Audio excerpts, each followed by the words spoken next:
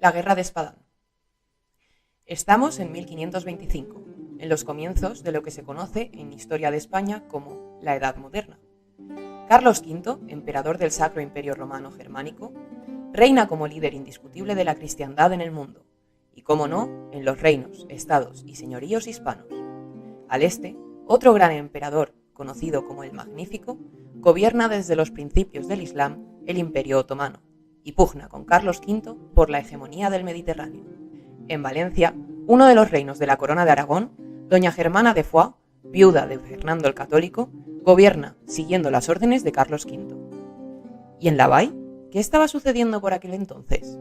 Lavall de Almonacid era un territorio conformado por 7 alquerías, habitadas en su mayoría por musulmanes: Almedinella, Aïr, actual Lavall de Almonacid, Algimia, Matet, Pavías, Alfándiga y Rabanosa. La población se dedicaba principalmente a la agricultura y la artesanía. Pagaban un tributo especial a cambio de conservar su fe. Eran mano de obra dócil y experimentada, y existían, por parte de la nobleza, reticencias a la conversión forzosa por el temor a la despoblación de sus territorios y a las repercusiones económicas. Sin embargo, estos mismos motivos hacían que fueran cada vez más rechazados por las clases populares cristianas. En 1525, Carlos V, movido por aspiraciones imperiales y de cruzada, ordenó el bautismo de los musulmanes de la Corona de Aragón. Entre las medidas represivas que se tomaron, previas a la conversión, estaban la obligación de entregar sus armas, la prohibición de sus reuniones, el cierre de las mezquitas y llevar en la ropa un símbolo, para ser identificados como moriscos. En caso de no bautizarse, el castigo era la expulsión o la pena de muerte. La tensión aumentó y las revueltas se fueron produciendo en todo el reino. La resistencia islámica comenzó a organizarse y alrededor de 10.000 musulmanes, llegados desde distintos puntos del reino, se replegaron en la Sierra de Espadán. El 28 de marzo de 1526, don Alonso, duque de Segorbe, lanza un ataque desde el río Chico hasta la Rodana. Cuenta con un ejército de unos 3.000 efectivos, pero después de algunas escaramuzas, en la primera batalla, los cristianos sufren un notable descalabro y el ejército se replega y disuelve. Valencia y el reino quedaron conmocionados. La derrota resonaba en la corte imperial en Toledo, donde bullían los personajes y embajadores extranjeros. Los alzados repudiaban a Carlos V. Habían escogido un rey, Carabaus, al que llamaban Selim Almanzor. La victoria podía suponer disponer de una vía al mar por la que abandonar el reino, con el apoyo de los piratas berberiscos, uno de ellos bien conocido por el color de su barba.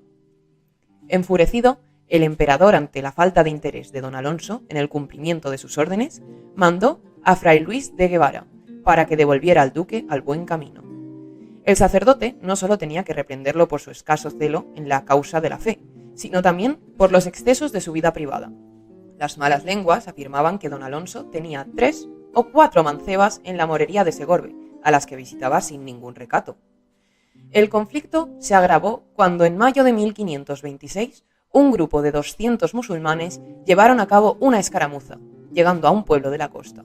Tras el saqueo del pueblo, el asesinato de algunos vecinos y la profanación de su iglesia, robaron la arquilla de las hostias, lo que fue interpretado como un acto de secuestro del Dios de los cristianos. Este hecho provocó la indignación de la iglesia, lo que sirvió para involucrar a la sociedad valenciana, transformando la guerra en una cruzada religiosa. Durante los meses siguientes, un nuevo ejército cristiano de 4.000 soldados, encabezados por la señera y reforzado por 3.000 mercenarios alemanes, emprendió el asalto definitivo de la Sierra de Espadán desde Honda, Almedíjar y Aín. Tras una fuerte resistencia, el 19 de septiembre de 1526, el ejército imperial logró someter a los sublevados. Según el Archivo Real de Valencia, solo los cabecillas fueron ejecutados. Selim Almanzor y sus hijos fueron descuartizados públicamente en Segorbe.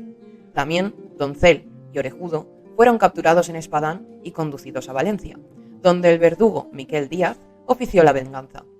Fueron arrastrados por las calles de la ciudad, después los descuartizó vivos en el patíbulo y, por último, por orden del gobierno real, los despojos fueron conducidos por los caminos del reino, para que todos supieran cómo habían acabado los defensores de Mahoma.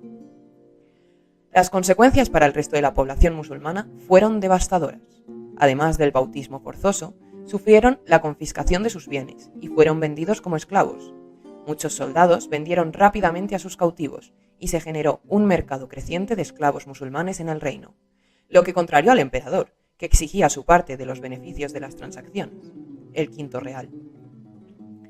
Algunas historias recogidas en fuentes históricas dan testimonio de la crudeza de este periodo, como la de Axa del Tempo y su hija Meriem, que engañaron a su comprador para huir sin pagar su propio rescate, que debían obtener de limosnas, o la de Martín Pérez de Almazán, mercader de Valencia, que había comprado 3 moriscos, a los que pusieron en la pila Andrés, Magdalena y Juanico, de 12 años.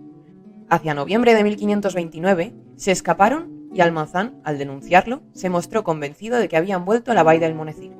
Casos de tortura, como el de Simuel de la Vall d'Almonesir o Meche, también evidencian la brutalidad ejercida contra los musulmanes tras la guerra. La represión marcó el fin de una época de relativa tolerancia.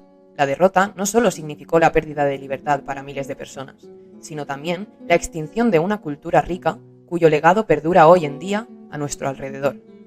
En los restos de más de 20 castillos y torreones, en los sistemas de riego, balsas, norias, azuts y acueductos, en los bancales y cultivos, en la propia toponimia, como el barranco de Almanzor. Este conflicto dejó una huella profunda en la historia y en la identidad de la región. Si la sierra pudiese tomar la palabra, tal vez diría algo así. Me siento orgullosa de ser portadora de las huellas de aquella historia, pero sobre todo de proporcionar cobijo y descanso, regocijo y gloria a todas y todos vosotros, los de ayer y los de hoy. Soy vuestra casa común, a vosotros me entrego. Sois responsables de mi cuidado y de cuantos seres vivos habitan en mí. Y lo hago convencida, después de lo visto, que será para bien.